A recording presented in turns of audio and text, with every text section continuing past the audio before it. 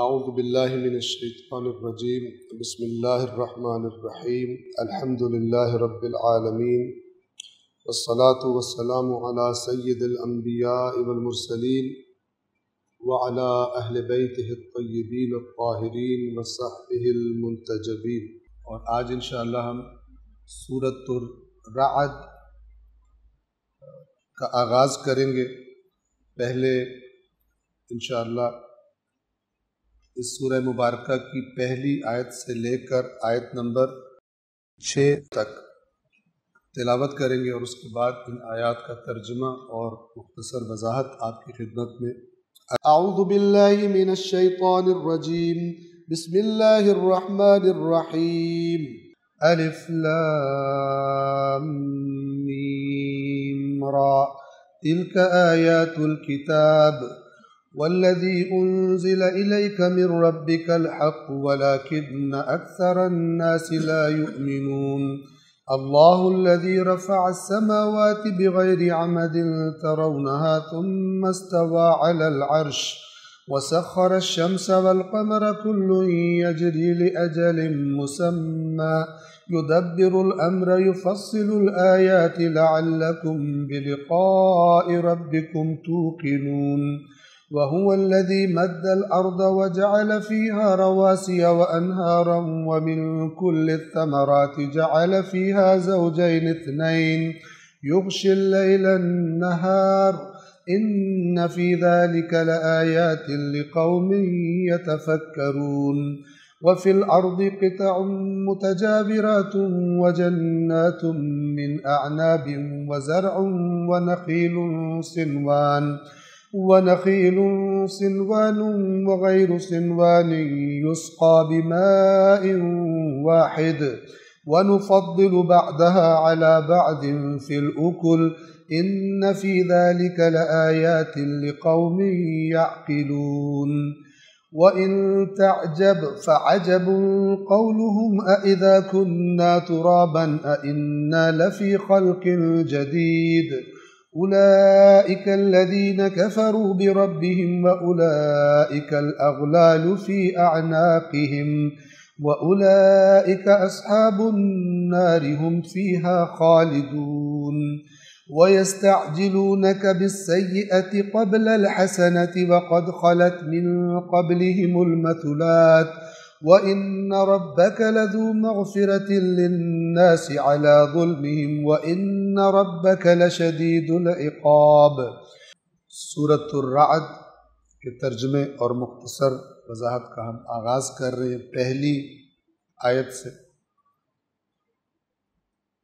توجہ فرمائیں، مختصر سا تعارف سورہ رعد کا مکی صورتوں میں سے ہے، اور اس صورت کے جو مخاطب ہیں، یعنی جن سے خطاب کیا جا رہا ہے، وہ مشرکین، یعنی ڈائریکٹ جو پہلا خطاب ہے اللہ کا اس میں مشرکین سے،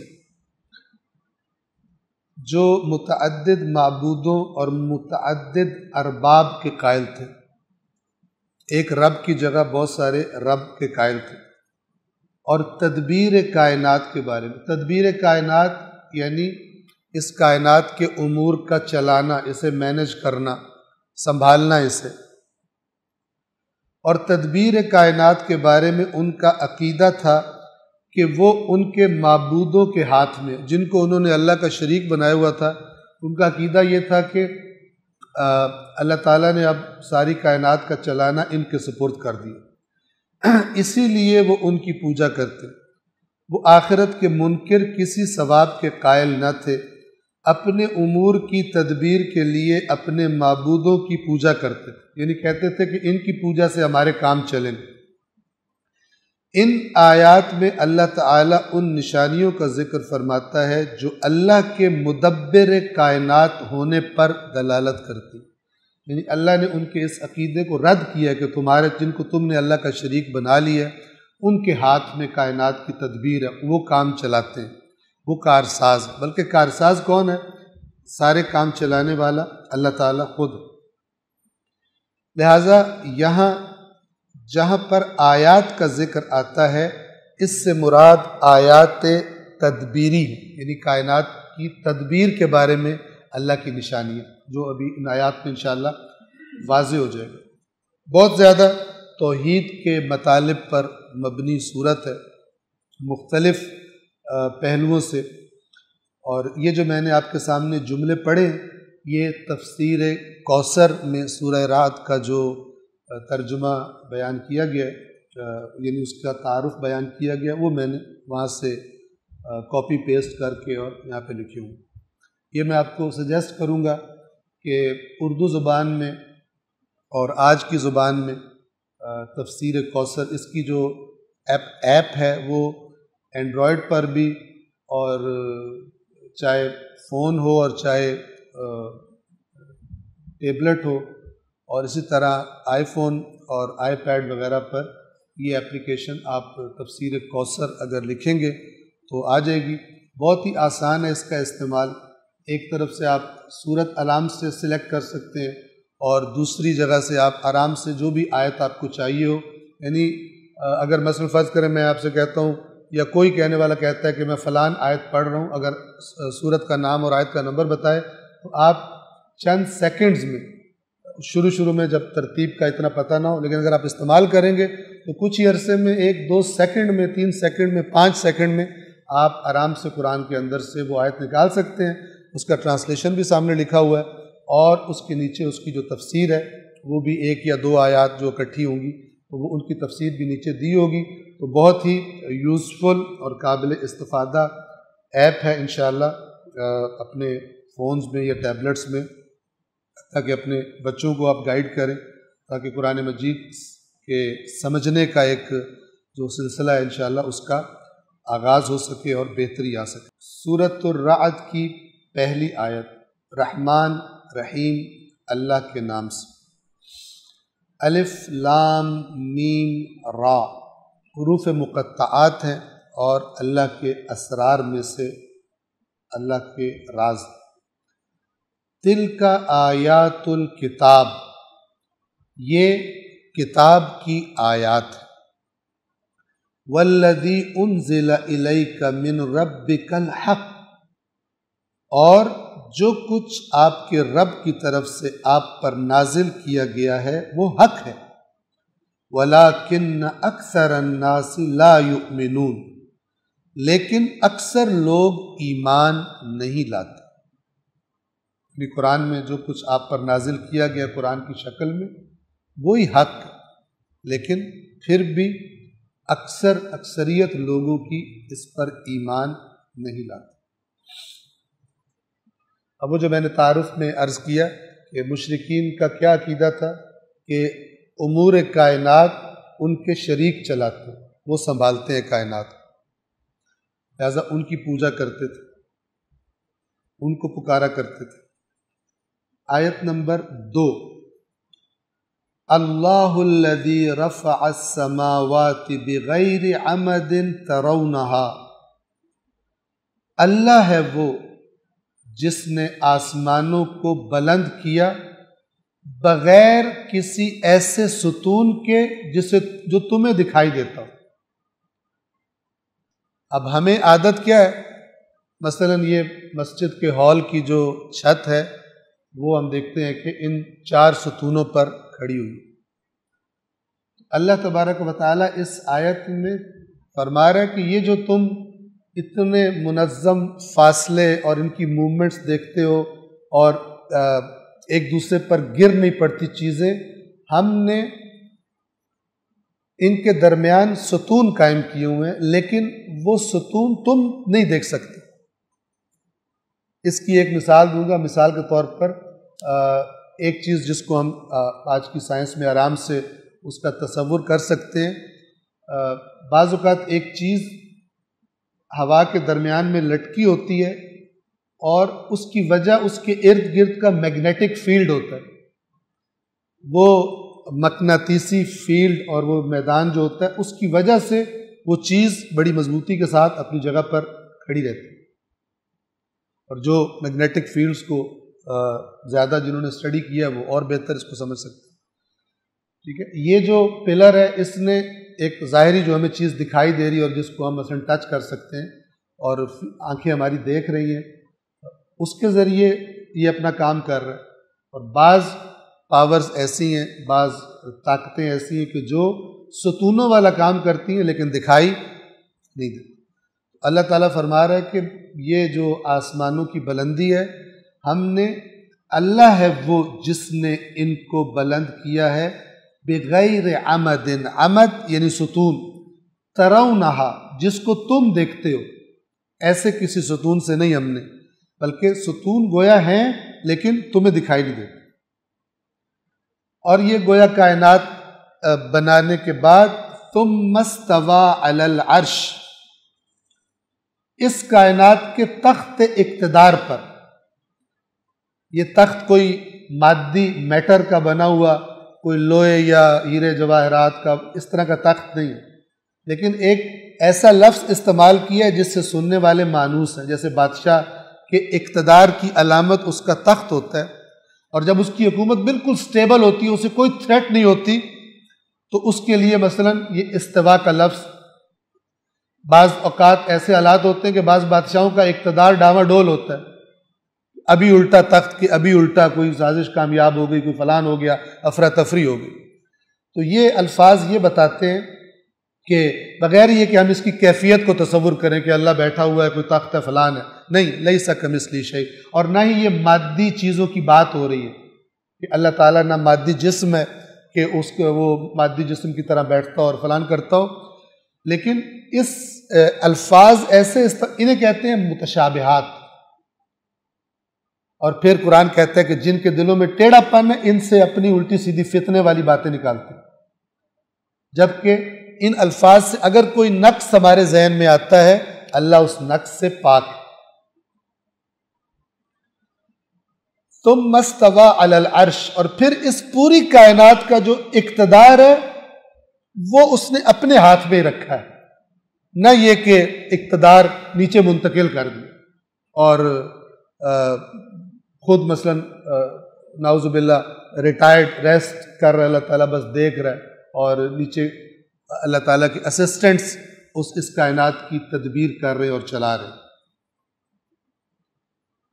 یہاں پر ایک چیز آپ کی خدمت میں یہ تدبیر کے لفظ سے بتا دوں کہ اللہ تبارک و تعالی نے فرشتوں کو بھی مدبرات کہا ہوا، ٹھیک ہے، والنازعات غرقا والناشطات نشطا والسابحات سبحا فالسابقات سبقا فالمدبرات امرا، مدبرات جمع، امور کی، اللہ کے امر کی تدبیر کرنے والے۔ یہ کون ہے؟ یہ ملائکہ ہیں، ملائکہ کے بارے میں۔ لیکن ملائکہ کی حیثیت کیا ہے؟ جو قرآن نے ملائکہ کی تفسیر بتائی ہے وہ یہ کہ آرڈر اللہ کا ہوتا ہے، اور یہ بغیر کسی چیز کے رد و بدل کے اس کو ایگزیکیوٹ کرتے، یعنی ایسا کوئی تصور نہیں ہے کہ اللہ نے مثلا ملک الموت سے کوئی آرڈر جاری کیا ہے اور وہ آگے آ کے دیکھے کہے کہ او ہو یہ بڑا ظلم ہو جائے گا اگر میں نے اس بندے کو مارا، اس کے بچے چھوٹے چھوٹے یتیم ہو جائیں گے، اس کا دل نرم ہو جائے، اور پھر وہ کوئی بیچ میں لے تو لال کرے، ایسا نہیں۔ اللہ نے جو خود تعارف کروایا ہے فرشتوں کا، فرمایا اللہ نے کہ لا یسبقونہ بالقول، بات میں بھی اس سے سبقت نہیں کرتے، آگے کوئی بات کر دو، یعنی صرف مطیع فرمان ہے، یفعلون ما یؤمرون، جو انہیں آرڈر کیا جاتا ہے اسے ایگزیکیوٹ کر دیتے۔ یہ فرشتوں کا قرآنی تعارف ہے۔ باقی جھوٹی موٹی حدیثوں میں عجیب و غریب فرشتوں سے باتیں منسوب کی ہوئی ہیں، وہ ہاروت ماروت کو یوں عورت پہ عاشق ہو گئے، پھر شراب پی لی، پھر بندہ مار دیا، پھر اللہ نے الٹے لٹکا دیا، سب لغویات ہیں۔ جو قرآن نے تصور فرشتوں کو دیا ہے اس میں یہ فرشتوں میں حرکت ہے ہی نہیں۔ اسرائیلیات جو یہودیوں کی من گڑت خرافات روایات تھی، کبھی نبیوں کے بارے میں گندے گندے کام کی نسبت دی ہوئی، کبھی فرشتوں کے بارے میں، وہ جب یہ لوگ آئے مسلمانوں میں شامل ہوئے تو ان کی روایات بھی بیچ میں ایڈ ہو گئی۔ علماء تفسیر نے بڑی وضاحت سے ان روایات کا نام ہی اسرائیلیات رکھا ہوا۔ اور اب لوگوں کی حالت کیا ہے کہ انہیں ہاروت ماروت کا سوائے اللہ کی نافرمانی کا یاد ہی قصہ کوئی نہیں، حالانکہ قرآن نے بالکل کوئی اشارہ بھی نہیں کیا کہ انہوں نے نافرمانی کی۔ پہلے سپارے میں ہاروت اور ماروت کا ذکر نام موجود ہے، اور صرف وہاں پہ اتنا ہے وما انزل علی الملکین ببابل ہاروت و ماروت، اور جو 2 فرشتوں پر بابل میں نازل کیا گیا تھا، ٹھیک ہے، بس یہ ذکر ہو، آگے سے قصے گاڑ لیے، انہوں نے یہ کر دیا وہ کر دیا، اللہ نے الٹے لٹکا دیے اور پتہ نہیں کیا کیا۔ اور عوام جو ہوتے ہیں داستانوں کے عاشق ہوتے ہیں، بجائے حقائق کے پیچھے جانے کے قصے میں گھڑ کے جو مرضی کھلا دو، بڑے شوق سے سنتے، کہتے ہیں کہ بڑی زبردست، ہم نے فیری ٹیلز کے عاشق، افسانوں کے عاشق ہیں، حقائق کے عاشق نہیں ہوتے۔ تو وہ جو فرشتوں کا تصور قرآن نے دیا ہے، وہ بالکل اللہ کے آرڈرز کو ایگزیکیوٹ کرتے، جو کہا گیا وہ کرتے، نہ کہ اپنے اختیار سے آگے اپنی ثوابدید پر کوئی تاخیر کر لیتے ہو، کوئی جلدی کر دیتے ہو، کوئی کام چھوڑ دیتے ہو، ایسا نہیں۔ اور یہ جو کائنات کا ہمیں نظم دکھائی دے رہا ہے، یہ اسی نظام کی وجہ سے ہے کہ جو اللہ نے قائم کیا ہے، اور جس پر جسے مامور کیا ہے وہ اسی پہ لگا ہوا، اور ذرہ برابر بھی اسے آگے پیچھے نہیں ہوتی۔ توجہ کیجیے، پس اصل میں آرڈرز کس کے ہیں؟ اصل میں کن فیکون کس کا ہے؟ اصل میں کون چلا رہا ہے؟ قرآن کہہ رہا ہے اصل میں اللہ ہی چلاتا ہے، کوئی چیز ایسی نہیں ہے جو وہ نہ کر رہا ہو اور آگے سے آرڈرز کوئی اور جاری کر رہا ہو۔ توجہ کریں۔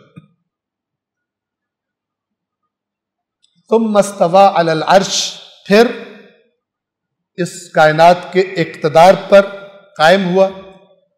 یہ الفاظ سارے ناقص ہیں، یعنی سارا اقتدار اس نے اپنے ہاتھ میں رکھا ہے، ہاتھ بھی ناقص لفظ ہے اللہ کو، بہرحال لفظ ہمارے پاس یہی ہے اس لیے ہم یہ لفظ استعمال کرتے ہیں۔ ان الفاظ سے اگر کوئی نقص ذہن میں آئے، اللہ اس نقص سے پاک ہے۔ وَسَخَّرَ الشَّمْسَ وَالْقَمَرَ، اور سورج اور چاند کو مسخر کر دیا۔ مسخر یعنی رام کر دیا، یعنی وہ جس طرح اس نے کہا ہے، آرڈر کیا، اسی طرح چل رہے ہیں، مسخر ہے، کنٹرول میں۔ کل یجری لأجل مسمى، ہر ایک یعنی اس کائنات کی ہر چیز، سورج چاند، یہ چل رہے ہیں اپنے اپنے مدار پر، یا جو پاتھ، جو راستہ اللہ نے ان کے لیے معین کیا ہے، لأجل مسمى، ایک معین مدت تک۔ جب اللہ دوبارہ قرآن کہتا ہے کہ سمیٹ لے گا ساری اس کائنات کی بساط کو، سب کو لپیٹ لے گا۔ یدبر الامر، امر کی تدبیر کرتا ہے، امر کی تدبیر کر رہا ہے۔ کون؟ اللہ، وہی امور کی تدبیر کرتا ہے۔ یفصل الآیات، اور وہی آیات کو کھول کر بیان کرتا ہے۔ تفصیل یعنی فاصلہ کر دینا، جو چیزیں مکس اپ ہیں ان کو الگ الگ کر کے سامنے دکھا دینا۔ یفصل الآیات، وہی نشانیوں کو تفصیل سے بیان کرتا ہے۔ کیوں؟ لعلکم بلقاء ربکم توقنون، شاید تم اپنے رب کی ملاقات کا یقین کر لو۔ یہ یدبر و تدبیر کیونکہ اہم لفظ ہے، تو اس کی جو معنی ہے وہ ایک دفعہ پھر میں عرض کر دوں۔ یدبر الامر، امور کی تدبیر کرنا، اس کائنات کے کاموں کو مینج کرنا، چلانا۔ اس کی وضاحت، اس غیر محدود لا متناہی کائنات اور اس میں موجود ہر چیز کو ایک نظم اور انضباط کے تحت چلانا، کیا اس بات کی دلیل نہیں ہے کہ ان تدبیروں کے پیچھے ایک شعور اور ارادہ کار فرما ہے؟ لڑائی جھگڑا نہیں ہوتا، ان سب کا مدبر اللہ کی ذات ہے۔ آیت نمبر 3، وَهُوَ الَّذِي مَدَّ الْأَرْضَ، اور وہی ہے جس نے زمین کو پھیلایا، یعنی اللہ ہی ہے جس نے زمین کو پھیلا دیا۔ وَجَعَلَ فِيهَا رَوَاسِيَ وَأَنْهَارًا، اور اس میں پہاڑ اور دریا بنائے۔ پہاڑوں اور دریاؤں میں آپ کو معلوم ہے ایک رابطہ ہے۔ یہ جو دریا ہم بہتے دیکھتے ہیں، ان کا جو پانی ہوتا ہے کہاں سے آ رہا ہوتا ہے؟ بلند جگہوں سے۔ آپ پاکستان کے اندر دیکھ لیں، مثلا جو دریا بہہ رہے ہیں، پیچھے چلتے چلتے کہاں سے برف پگھل رہی ہے، اور وہاں سے مثلا پانی آتا ہے، اور بالآخر یہ سسٹم چلتا رہتا ہے۔ لہذا یہ جو آب رسانی اور اللہ کے نظام میں ٹینکر مافیا بھی کوئی نہیں، ٹھیک ہے نا، وہ بھیجتا ہے آگے بندے بے ایمانیاں کرتے۔ تو اس نے ایک بڑا زبردست نظام بنایا۔ آپ دیکھیے سمندر کا جو سمندروں کا پانی ہے، کھارا پانی، وہ کیا بہترین طریقے سے فلٹر ہوتا ہے، اور بخارات ویپرز کی شکل میں اوپر جاتا ہے، اور پھر ہزاروں ٹن وزنی جو پانی ہے وہ بالکل بادلوں کی شکل میں وہ چلتا ہے، اور مختلف جگہوں میں وہ تقسیم ہو جاتا ہے، اور مختلف جگہوں پہ جا کے برستا ہے۔ یہ ایک تقسیم ہے۔ اور دوسرا پھر برف کی شکل میں سٹور ہو جانا، اور وہاں سے آہستہ آہستہ پگھل کر پانی جو ہے وہ دریاؤں کی شکل میں، ندی نالوں کی شکل میں، نہروں کی شکل میں وہ جاری ہوتا ہے اور زمین میں تقسیم ہو جاتا ہے۔ اور اس پانی پر انسان کی اور باقی حیوانات چیزوں کی حیات کا دار و مدار ہے۔ اسی لیے مریخ پر پانی ڈھونڈ رہے ہیں، پانی ہو تو پھر کوئی اگلی پلاننگ بھی مثلا مزید بنائی جائے، ورنہ سخت ہوگا انتظام کرنا وہاں رہنے کا۔ وَهُوَ الَّذِي مَدَّ الْأَرْضَ، اور وہی ہے جس نے زمین کو پھیلایا، وَجَعَلَ فِيهَا رَوَاسِيَ، اور اس میں پہاڑ قرار دیے، وَأَنْهَارًا، اور نہریں۔ عربی میں نہر دریا کو بھی کہتے ہیں، نہر فرات اسی لیے کہا جاتا ہے۔ وَمِن كُلِّ الثَّمَرَاتِ جَعَلَ فِيهَا زَوْجَيْنِ اثْنَيْنِ، اور ہر طرح کے پھلوں کے جوڑے بنائے۔ آج سائنس نے بتایا ہے کہ جو پھلوں اور پھولوں میں بھی جو پولینیشن ہوتی ہے وہ بھی نر اور مادہ ہوتے ہیں۔ بعض اوقات مادہ پھول سے وہ کوئی بھی مکھی یا کوئی انسیکٹ یا ہوا بیج کو ٹرانسفر کرتی ہے نر سے مادہ پھول پر، اور وہاں پر وہ پروسیس شروع ہوتا ہے دوبارہ، ان کے آگے جو مثلا بیج بنتے ہیں اور ان کی نسل آگے چلتی ہے، اور ہر چیز کا ایک نظام ہے اللہ کے پاس۔ اور ہر طرح کے پھلوں کے دو یعنی جوڑے بنائے، یغشی اللیل النہار،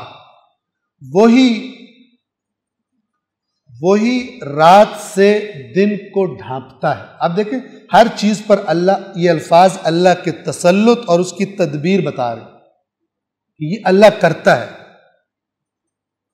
یعنی ایسا نہیں ہے کہ سپرد کر کے بیٹھا ہوا ہے اور وہ کر رہے ہیں۔ قرآن کے یہ لفظ بتاتے ہیں وہ کر رہے ہیں، ہر لمحہ کر رہے ہیں، ہر لمحہ اس کائنات کی امور کی تدبیر اللہ تبارک و تعالیٰ کر رہے ہیں۔ اور وہ سورہ آیت الکرسی میں پڑھتے ہیں وَلَا يَعُودُهُ حِفْظُهُمَا، اور یہ سارے کام کرنا اور ان کی حفاظت اسے ذرا بھی نہیں تھکاتی۔ اس کو ریسٹ کی ضرورت پڑ جائے اور اسسٹنٹ اور مثلا اس طرح کی ضرورت پڑے، اگر ملائک ہیں امور کو چلانے کے لیے، وہ اس کی اپنی حکمت اور تدبیر ہے، اس نے یہ نظام بنایا ہے۔ إِنَّ فِي ذَلِكَ لَآيَاتٍ لِقَوْمٍ يَتَفَكَّرُونَ، غور و فکر کرنے والوں کے لیے یقیناً اس میں، یہ جو ہم نے بات بیان کی ہے، اس میں نشانیاں۔ اب غور و فکر وہی کرے گا نا جو قرآن کو سمجھ کے پڑھے گا مثال کے طور پر، اور گائیڈ لائن لے گا یہاں سے اور پھر چیزوں میں غور و فکر کرے گا۔ جس کو ساری عمر بچپن سے یہی سکھایا تو نے طوطے کی طرح پڑھنا ہے اس کو، اس کے لیے یہ آیات اور یہ دعوت ہے ہی نہیں، اس کو طوطا بننا ہی مبارک۔ اللہ نے انسان بنایا تھا، یہ طوطے بن گئے قرآن کے بارے میں۔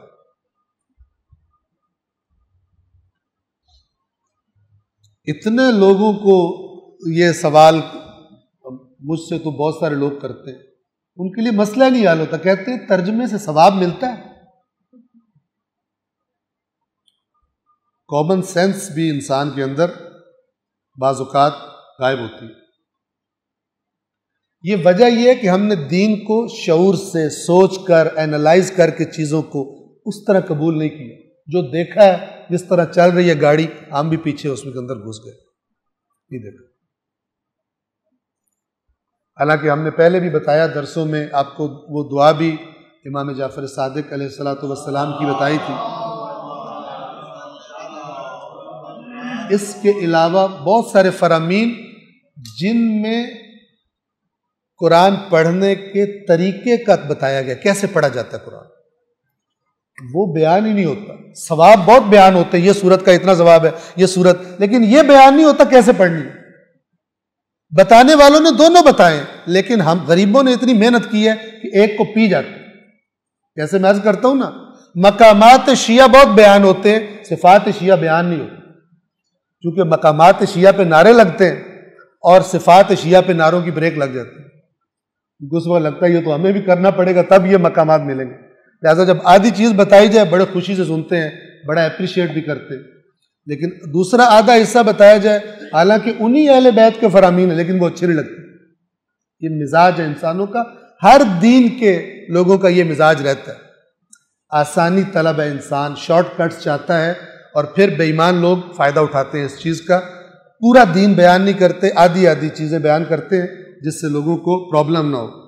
وَفِي الْأَرْضِ، یہ بیان جاری ہے آیت نمبر 4، وَفِي الْأَرْضِ قِطَعٌ مُتَجَاوِرَاتٌ، یہ سارے جو یہ بھی بیان ہو رہے ہیں، یہ آپ یوں سمجھ لیں کہ اس کے لیے باٹنی چاہیے، اس کو اسٹڈی کرنے کے لیے، اس کے لیے جیوگرافی چاہیے، اس کے لیے پتہ نہیں کتنی برانچز سائنس کی چاہیے جو انہی کو اسٹڈی کرتی۔ اللہ نے قرآن نے صرف ادھر دعوت دی ہے کہ اس سب کو دیکھو، نہ کہ سوچو کوئی نہ کہو بڑا ثواب مل رہا ہے ہمیں۔ وَفِي الْأَرْضِ قِطَعٌ مُتَجَاوِرَاتٌ، اور زمین میں ٹکڑے ہیں ایک دوسرے کے ساتھ جڑے ہوئے، ہمسائے۔ آپ دیکھتے ہیں نا کسی زمین میں کچھ لگانا ہوتا ہے نا، اس کو آج کل اینالائز کیا جاتا ہے، یہ درخت اس میں اگے گا یا نہیں اگے گا۔ ہر درخت ہر جگہ نہیں اگتا، ہر پھل ہر جگہ نہیں اگتا۔ یہ مثلا ہمارے سرگودا اور یہ سائیڈ ہے، یہاں پہ سٹرس بہت زبردست ہوتا ہے لیکن دوسری جگہ پہ نہیں ہوتا۔ ملتان وغیرہ کی سائیڈ پہ آم بہت اچھے ہوتے ہیں، آپ کے یہ سکھر خیرپور کھجور مثلا بہت اچھی ہوتی۔ ہر جگہ پہ ہر چیز نہیں ہوتی، یہ اللہ تعالیٰ کہہ رہا ہے آپس میں جڑی ہوئی زمین ہے لیکن تاثیر دیکھو فرق ہے۔ اور پھر آگے فرماتے ہیں ایک ہی پانی ہم سب کو پلاتے ہیں لیکن جو چیزیں اگتی ہیں وہ ڈیفرنٹ ہوتی ہیں، جو چیزیں اگتی ہیں وہ ڈیفرنٹ ہوتی ہیں۔ کبھی اللہ فرماتا ہے اپنے رنگ دیکھو کیسے تبدیل ہے، اپنی زبانیں دیکھو کیسی تبدیل ہے تمہاری زبانیں، اور قرآن کہتا ہے یہ سب اللہ کی نشانی ہے۔ اور زمین میں باہم متصل ٹکڑے ہیں، وَجَنَّاتٌ مِّنْ أَعْنَابٍ، اور انگوروں کے باغات، یہ جنات گھنے باغات کو کہتے ہیں، جنت یعنی گھنا باغ۔ وَزَرْعٌ، اور کھیتیاں، وَنَخِيلٌ صِنْوَانٌ وَغَيْرُ صِنْوَانٍ، اور کھجور کے درخت ہیں جن میں سے کچھ کئی تنوں والے اور کچھ ایک ہی تنے والے۔ صنف کسے کہتے ہیں؟ یہ صنوان، توجہ فرمائیے، صنوان کھجور وغیرہ کی جڑ سے جو مختلف شاخیں پھوٹتی ہیں، ان میں سے ہر ایک کو صنف کا کہتے ہیں، اس کی جمع صنوان ہے۔ لہذا ایسی کھجوروں کو یہ صنوان کہتے ہیں کہ جن میں ایک ہی جڑ سے 2 یا 3 تنے نکل رہے ہوں، اور غیر و صنوان جو الگ ہر جڑ سے ایک ہی درخت نکل رہا ہوتا ہے۔ تو یہ دونوں طرح کے اللہ تعالیٰ فرما رہے کہ درخت پائے جاتے ہیں۔ یسقا بماء واحد، ایک ہی پانی سے سب کو پلایا جاتا ہے، سیراب کیا جاتا ہے۔ وَنُفَضِّلُ بَعْضَهَا عَلَى بَعْضٍ فِي الْأُكُلِ، لیکن پھلوں میں یعنی ان کی لذت میں، ان کے جو مزہ آتا ہے کھانے میں، ان میں ہم بعض کو بعض پر فضیلت دے دیتے ہیں۔ بعض پھل بہت ہی زبردست ہوتے ہیں، بعض پھل اتنے میٹھے نہیں ہوتے۔ اب ہر کے اپنے اپنے فوائد ہیں، لیکن بعض انسان کو بڑے اچھے لگتے ہیں، بعض اتنے اچھے نہیں لگتے۔ ان فی ذلک لآیات لقوم یعقلون، صرف کھانے پہ زور نہ رکھو، بلکہ اس میں نشانی ہے، اس پورے پروسیس پہ غور کرو کیسے یہ اگتے ہیں۔ اور تمہیں جو مزہ آتا ہے کہاں سے آتا ہے؟ تم نے تو نہیں بنایا اپنی زبان میں، ٹیسٹ بڈ تم نے تو نہیں لگائے ہوئے، کیسے مزے لے لے کے کھاتے ہو؟ بس صرف کھانے پہ چرنے پہ زور مت رکھو، سوچنے پہ بھی زور ڈالو، ورنہ حیوان۔ ان فی ذلک، بے شک اس بیان میں، لآیات، یقیناً نشانیاں ہیں، لقوم یعقلون، ان لوگوں کے لیے جو عقل استعمال کرتے ہیں، عقل سے کام لیتے ہیں۔ اب یہ ساری اللہ اس کائنات میں جیسے پھل اگ رہے ہیں، درخت اگ رہے ہیں، ٹھیک ہے، خزاں آتی ہے، سب کو ایک دفعہ اجاڑ دیتی ہے، پھر باہر آتی ہے، دوبارہ اگنے شروع ہو جاتے ہیں، سرسبز ہو جاتے ہیں، اور جیسے اللہ کہتا ہے بنجر زمین پہ ہم پانی برساتے ہیں، اس میں حرکت شروع ہو جاتی ہے، زندگی پیدا ہو جاتی ہے، انسیکٹس آ جاتے ہیں، فلان ہو جاتے ہیں، جبکہ جب خشک تھی کچھ بھی نظر نہیں آ رہا تھا۔ اور پھر کہتا ہے تمہیں بھی ہم ایسے ہی دوبارہ نکالیں گے زمین سے، ایک دفعہ ختم ہو جاؤ گے، دوبارہ نکالیں گے ہم تمہیں۔ تو یہاں پہ اللہ تعالیٰ فرما رہے ہیں وَإِن تَعْجَب، بہت خوبصورت تعبیر ہے آیت نمبر 5 میں، وَإِن تَعْجَب، اور اے رسول اگر تعجب بھی کرنا ہے آپ نے، فَعَجَبٌ قَوْلُهُمْ، تو پھر یہ ان کافروں کی، ان منکروں کی یہ بات بڑی عجیب ہے۔ اگر تعجب بھی کرنا ہے تو اے رسول ان کی اس بات پر تعجب کیجئے، کون سی بات؟ اَإِذَا كُنَّا تُرَابًا اَإِنَّا لَفِي خَلْقٍ جَدِيدٍ، کہ جب ہم مٹی بن جائیں گے تو کیا ہم دوبارہ نئی خلقت ہوگی ہماری؟ یہ کہتے نہیں ہو سکتا۔ کہتے ہیں رسول ان عقل کے اندھوں سے اس بات پر تعجب کرو، کتنے بے وقوف ہیں۔ ایک چیز اگر موجود نہ ہو، سامنے دیکھ تم نہ، پھر تو کہو کہ نہیں ہو سکتا، محال ہے۔ جس کو تم خود بنا ہوا دیکھ رہے اپنے وجود کی شکل میں، تو تم اس پر غور کرو اگر عقل مند ہو کہ یہ جو وجود میرا ہے یہ کہاں سے بنا ہے۔ یہ کیا بے وقوفی ہے کہہ رہے ہو دوسری دفعہ نہیں بن سکتا؟ پہلے اس جڑ کو ڈھونڈو جہاں سے پہلی دفعہ، اپنی اصل ڈھونڈو، کہاں سے آئے ہو تم بنے ہوئے ہو نا، تو دوسری دفعہ بھی بن سکتے ہو۔ پہلی دفعہ وجود دیکھ رہے ہو اور کہتے ہو دوسری دفعہ نہیں ہو سکتا۔ اگر اے رسول اگر تعجب بھی کرنا ہے تو اس احمقانہ بات پر تعجب کیجئے، دیکھ رہے ہیں انسانوں کو بنے ہوئے، کہتے ہیں دوبارہ کیسے بنیں گے؟ آپ غور کریں، انتہائی احمقانہ بات ہے۔ اولئک الذین کفروا بربہم، یہ وہ لوگ ہیں جنہوں نے اپنے رب کا انکار کر دیا، کفر کر دی۔ کفر یعنی انکار، یہ خالق کو نہیں مانتے، یہ رب کو، مدبر کو نہیں مانتے۔ رب بنانے پر آئے تو پتھروں کو رب بنا لیتے ہیں، اور جب اللہ سے سوتیلا پاننا، اللہ کا ذکر آتا کہتے ہے ہی کوئی نہیں، اور پوجنے پر آئے تو کھوتے پوجنا شروع کر دیں، اور اگر اصل جس کی پوجا ہونی چاہیے اس میں کیڑا نکالنا شروع کر دیتے، یوں نہیں ہے تو یوں نہیں ہے تو فلان نہیں۔ اولئک الذین کفروا بربہم، یہ وہ لوگ ہیں جو اپنے رب کے منکر ہو گئے۔ وَأُولَئِكَ الْأَغْلَالُ فِي أَعْنَاقِهِمْ، اور یہی وہ لوگ ہیں جن کی گردنوں میں توق پڑے ہوئے۔ اب یہ توق کیا توق ہے؟ جیسے کہا نا ایسے ستون جو دکھائی نہیں دیتے، یہ وہ توق ہیں جو ہمیں دکھائی نہیں دیتے۔ ہٹ دھرمی کا توق گلے میں، ضد بازی، بد مزاجی کا، ہٹ دھرمی پہ اڑ جانا، حق کو تسلیم نہ کرنا، یہ گویا توق ہے۔ تکبر ایک توق ہے جو انسان کی گردن کو دیکھنے نہیں دیتا ہلا جلا کر کہ اور بھی کوئی چیز ہے یا نہیں ہے۔ جدھر سیدھی تنی ہوئی ہے، جیسے قیدی کو آپ نے دیکھا ہوگا وہ گردن میں توق اتنا سخت ڈالتے ہیں کہ وہ گردن ہلا بھی نہیں سکتا۔ اللہ کہہ رہا ہے ان کی اس بد مزاجی کے توق ان کی گردنوں میں، آپ اس کو تصور کریں۔ وَأُولَئِكَ الْأَغْلَالُ فِي أَعْنَاقِهِمْ، اور یہی وہ لوگ ہیں جن کی گردنوں میں توق پڑے ہوئے۔ وَأُولَئِكَ أَصْحَابُ النَّارِ، اور یہی لوگ ہیں جو جہنمی ہیں، ہم فیہا خالدون، اور ہمیشہ ہمیشہ اس جہنم میں رہیں گے۔ پس گردنوں میں توق کا معنی واضح ہے، جیسے اوپر کہا تھا نا کہ بغیر تمہیں نظر نہیں آ رہے ستون ہے، تو یہ نہ نظر میں آنے والے انسان کے مزاج کے اندر توق، اس اللہ نے ایک مثلا ایسی مثال دی ہے جو انسان فیل کر سکتا ہے، جیسے قیدی کی گردن میں توق ڈالا، کیوں ڈالا جاتا ہے؟ تاکہ وہ ادھر ادھر گردن ہلا نہ سکے، اکڑی رہے گردن اس کو۔ تو بعض اوقات انسان کا تکبر، اس کی ضد، حق کو تسلیم نہ کرنا، اکڑ جانا، ہمارے آباء و اجداد جو کرتے تھے وہ پاگل تھے، تمہاری بات مان لیں، ٹھیک ہے، آیات قرآن ہم نے تو یہ نہیں سنا، ساتھ اس کے تو 100 معنی ہوتے ہیں، مختلف بہانے بنانا بات نہ مانے، یہ توق ہے گردن میں کہ جس سے بندہ اکڑ گیا اور بات نہیں تسلیم نہیں کرتا۔ آیت نمبر 6، ادھر سے حق نہ ماننے پہ اکڑے ہوئے ہیں اور ادھر سے خرابیوں میں جلدی کرتے۔ وَيَسْتَعْجِلُونَكَ بِالسَّيِّئَةِ قَبْلَ الْحَسَنَةِ، اور یہ لوگ آپ سے، یعنی اے رسول آپ سے بھلائی سے پہلے برائی میں جلدی کرتے ہیں۔ کیا مطلب؟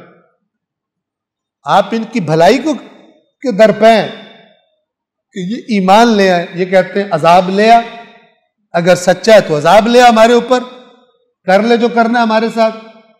یہ اس کو اللہ تعالیٰ کہہ رہے ہیں کس کی جلدی کرتے ہیں؟ عقل کے اندھے، حق ماننے میں دیر کرتے ہیں اور تھریٹ کرنے میں، دھمکیاں دینے میں، لے آ ہم نے بات نہیں مانی، جو کرنا ہے کر لو، یہ کام کرتے ہیں سب انبیاء کے ساتھ اور اللہ کے آخری رسول کے ساتھ۔